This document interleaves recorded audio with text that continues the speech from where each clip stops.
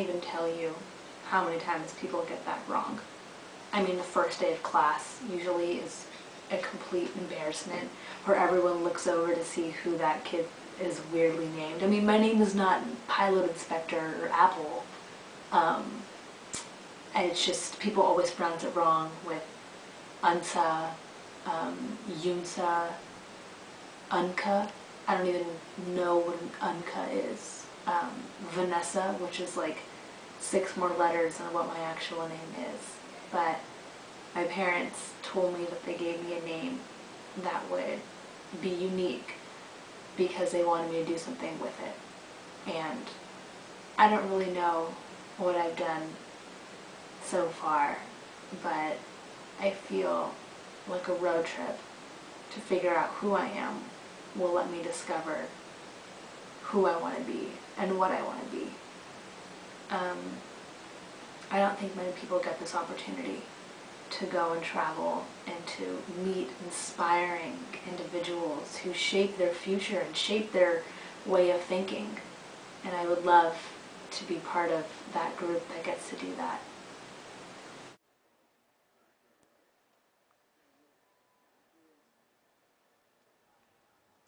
This road trip is important to me because I feel I'm tied down by my cultural obligations.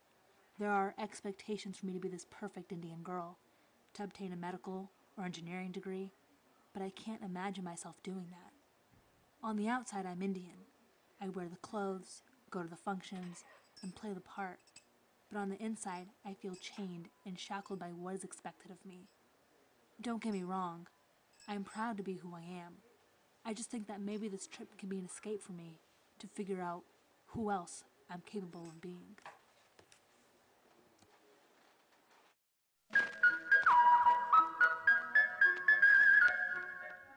I think one thing that sets me apart from most people my age and most girls my age would be my absolute love for rap music. I think there's something so beautiful about putting elements that don't belong together into poetry. And that's what rap music is to me. I've been listening to Nas since I was younger, 7 years old, when I got into Biggie. And I think even my room has rap paraphernalia in it, from Camp Lo to Method Man. I wear rap clothing attire, Public Enemy, the Wu-Tang Clan, the Roots, and I think that from this I've gained a better perspective about low socioeconomic status and that there needs to be a change. And it's kind of ironic that came from rap music, but it's all the same as for what needs to be done. I think that one of my strengths is that I'm very good with deadlines. If I'm told to get something done at a certain time, I will go to great lengths to do that. Being a journalism student, deadlines are very important. So if you do not make your deadline, you fail. And I am not partial to failing. So I always get things done on time. And I can't even tell you a time where I got something in late. I mean, it's been that consistent. So that's something that I think I'm pretty proud of. Another thing is that I'm not very judgmental of people. I think that so many people have these preconceived notions about who someone else is, and I get to know people before I judge them. I come from a culture that is very judgmental and very skeptical about others. I would say I'm very accepting. I'm also very good at embarrassing myself, I would say. It's probably not a strength, but I am good at it. I get myself into really awkward situations that I can't really get out of once I get into them. For example, the other day some lady at a grocery store was going into the elevator and she had her cart and she came from behind me, and so I was very, very close to the door, and she said, you know, "I'm so sorry, you know, I don't mean to push you up against the wall." And I wanted to make her feel better about pushing me up against the wall, so I said, "It's okay, I'm used to it." And I've never seen someone so disgusted with me before. And I didn't mean it like that. I was truly trying to make her feel better, like, you know, make some kind of conversation to ease it, but I made things worse. And, you know, I'm pretty sure she hated me. I'm almost positive. She didn't even know me, but she definitely hated me, because that look of disgust and disappointment will stick with me forever.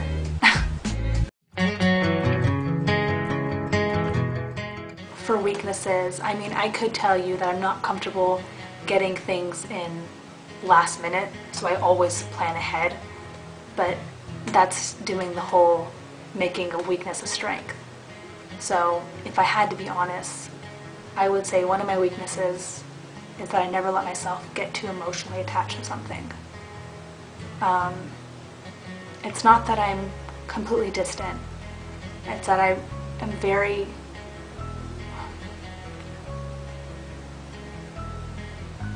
choosy with my emotions. And I think that's because ever since I was 8 years old, I looked up to my mom, and she was so strong and so beautiful and so poised that when we lost both my grandfather and my aunt on the same day, I saw this strong woman completely break down. And when she broke down, she screamed and she cried, and it terrified me. It absolutely terrified me, and since then, I haven't cried. But it doesn't mean that I'm a robot. I mean, I think I'm still very personable, but I'm just very reserved when it comes to emotions. But that doesn't make me less passionate. I'm very passionate about what I do. It's just,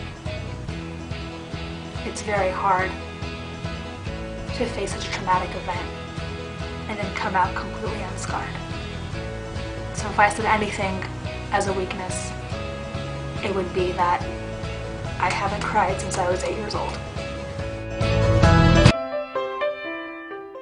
I think not many people get a chance for self-discovery, and I would like to take this chance.